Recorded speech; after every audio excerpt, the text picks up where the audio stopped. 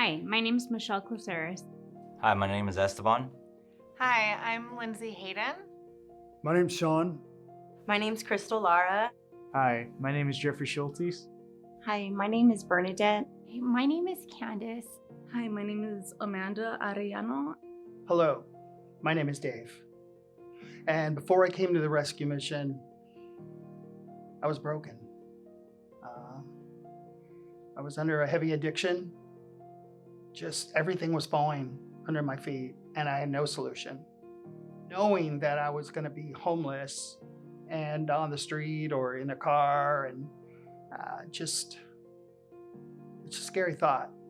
Homelessness to me really is just a feeling of not having any hope, of not having a purpose, a place where you belong, or a community.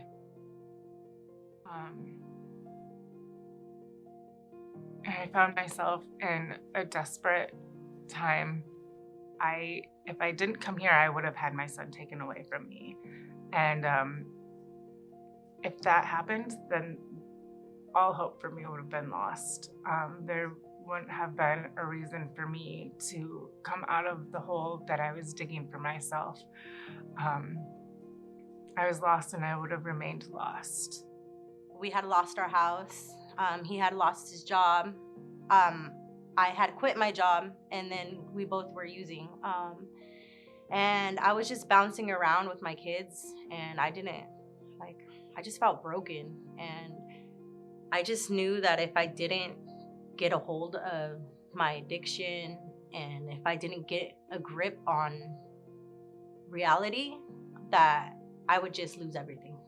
I felt like I came too far just to give up on myself, and I really felt like that's what I was doing.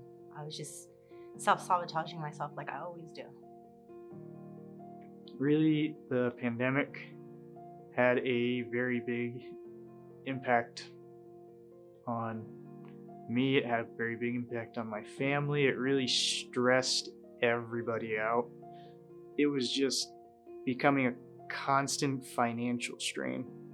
I was coming to a point where I was going to be having trouble paying rent and just staying where I was living. There were days when I was just worried, and I tried not to show it with my kids because I didn't want them to see that. I wanted them to see their strong mom, the mom that takes care of them, the mom that makes sure that there's nothing for them to worry about. I just didn't have my own place to stay anymore. And for me, that felt homeless. That felt homeless enough for me to open my eyes to the struggle that I was actually living in, and to know that something needed to be done. I was married, and I was in a very bad situation, physically bad, mentally bad. My mental state had, I think I just broke. Everything can just be taken from you in that situation. And that's where I was. I was at a place of embarrassment that I stood in a situation longer than I needed to. And I drank myself away. I was strung out really, really bad. I was shooting fentanyl and meth on a daily basis, taking Xanax, pretty much anything I can get my hands on, but I was severely addicted to fentanyl. It was basically a lifelong battle for me. I just felt like I was always sort of sitting on the sidelines and just watching life happen, but I guess it always just felt like I was a spectator, not a participant. I was not being honest. I was cheating the programs, getting away with it, thinking that I was slick and thinking that I won. I got over on somebody when really I wasn't cheating nobody but myself. I barely stayed clean throughout my pregnancy to have my son, and back on the street again. And I was just very selfish.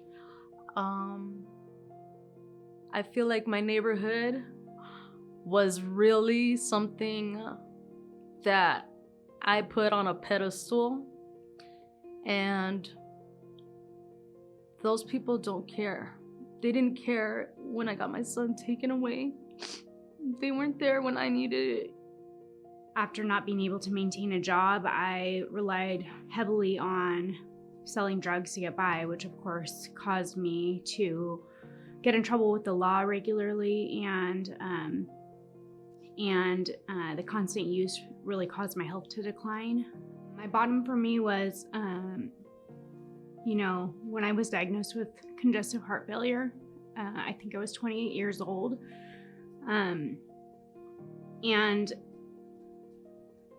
that wasn't enough. It was crazy because my addiction was just so strong and so powerful that though I was on my deathbed, I continued to reach out for the drugs, and I had just about every complication come my way, to the point where I lost the ability to feed myself.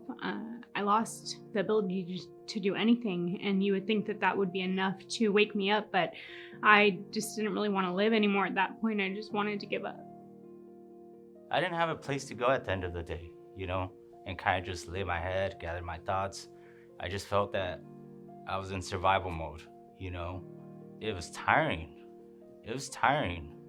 Not having like a bed to lay at the end of the day. Not having like four walls cover you and protect you, I lied and I didn't care who I hurt. Because I felt sooner or later I was gonna die.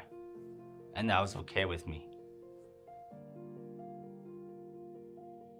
The rescue mission and the Double R Ranch program was a blessing for me. I came in and they provided food, shelter, all those necessities. They provided a bed where I could just sleep and I was safe. There were horses, there was goats, there was so many animals. That was just a whole new world. And day after day, I grew to love it at the ranch. I learned how to take care of myself by taking care of a horse.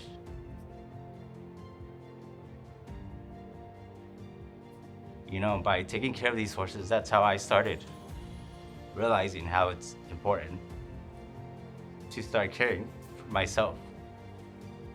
The sincerity and the realness of the people here, the volunteers and the staff, really shone a light to me on what it looks like to be a Christian and really talk the talk and walk the walk.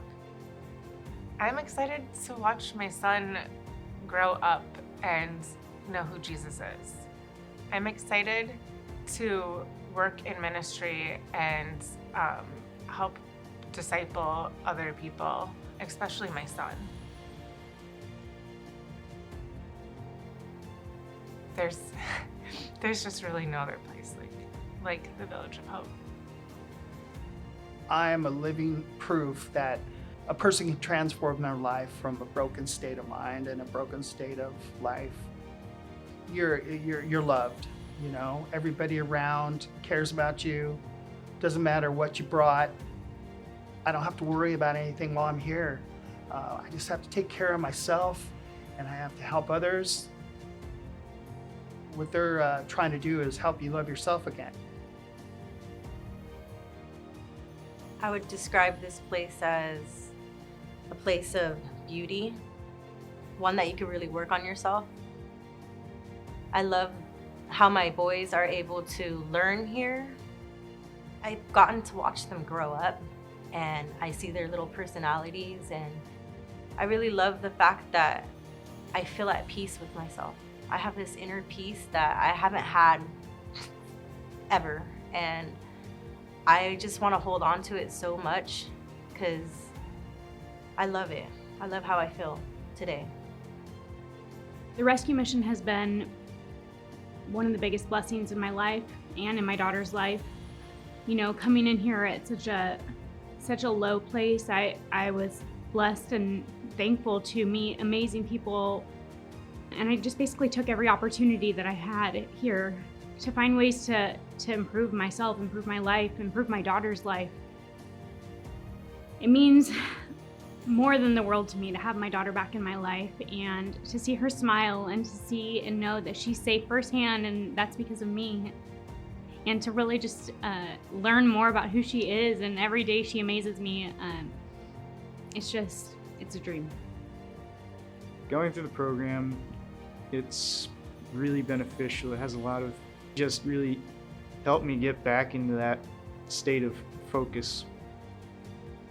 There's a lot of really welcoming community that you don't find in other places,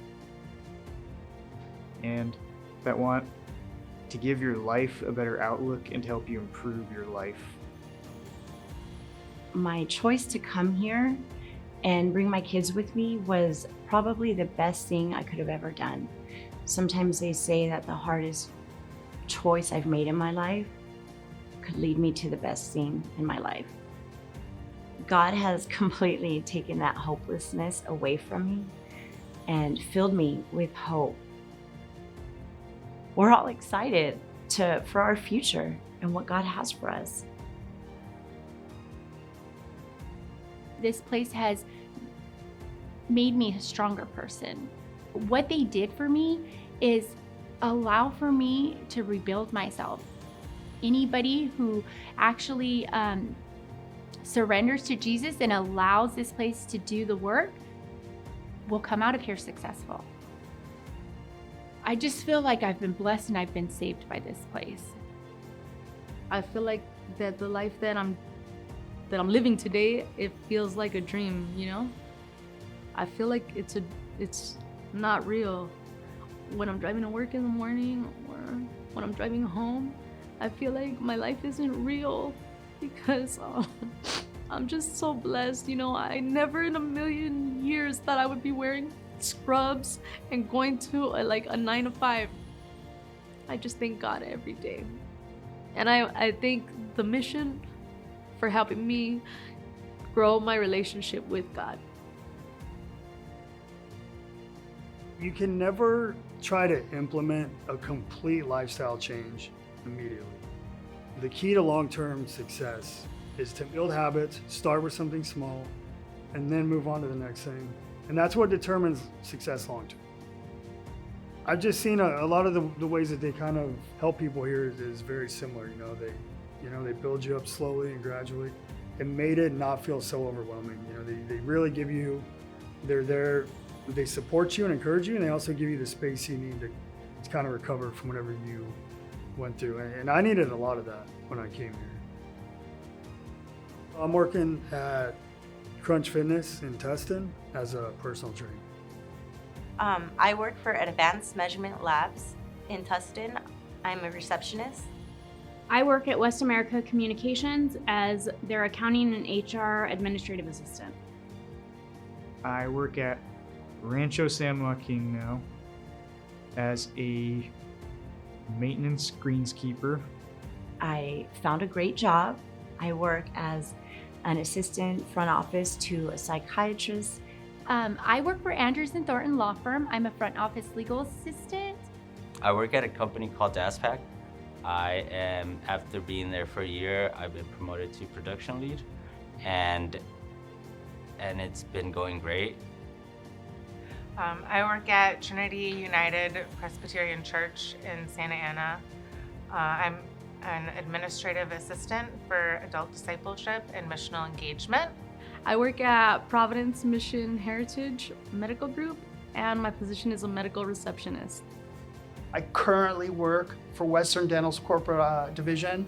I'm a cash management coordinator, and I love my job. It makes me feel just amazing to know that there's people out there that are willing to give to somebody that they don't even know to help them change their lives in ways that, are more than we could ever even imagine.